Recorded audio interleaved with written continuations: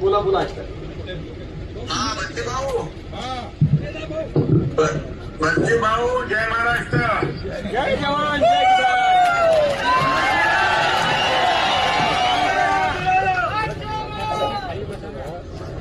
बच्चे भाऊंचा विजय असो.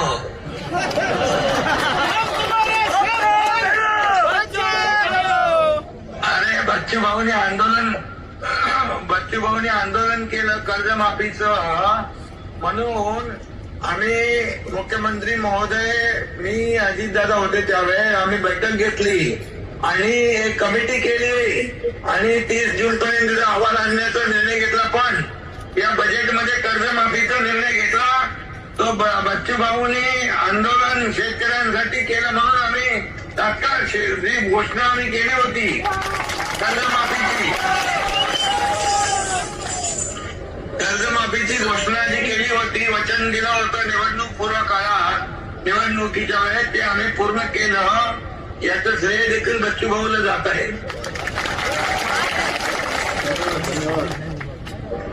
आणि बाकी आरोग्य, उद्योग, पाणी पुरवठा, आरोग्य मंत्री पण तिकडे गेले, उद्योग मंत्री पण तुमच्याकडे आहे, आणि पाणी पुरवठाचे गुलाबराव पाटील आणि काही विषय जे रोजगार हमी योजनेचे आहे ते देखील आपले मंत्री सोडवतील.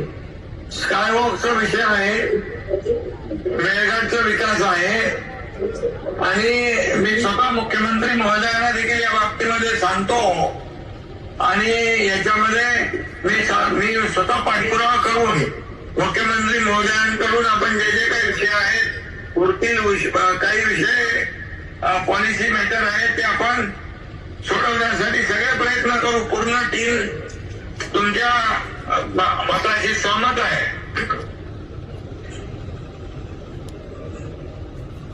मला वाटतं सिडको पण आपल्याकडे आहे, चिखलदराचा सिडकोचा आणि काय वाजता हाय.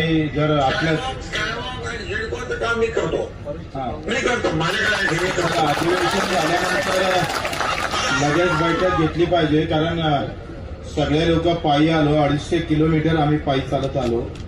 आमचा तुमच्यावर विश्वास आहे. कर्जमाफीची तुमची भूमिका या शेतकऱ्याच्या डोळ्यातली आसू पुसण्याची होती, पण आता मेळघाटचे पण आसू तुम्हाला पुसावं लागेल. अशी तुम्ही मला वाटतं सगळ्यांना एकदा हमी दिली तर अधिक त्यांना थोडा. बिलकुल बघा, सरकार आहे, तुमचं सरकार आहे, शेतकऱ्याचं आहे, सर्व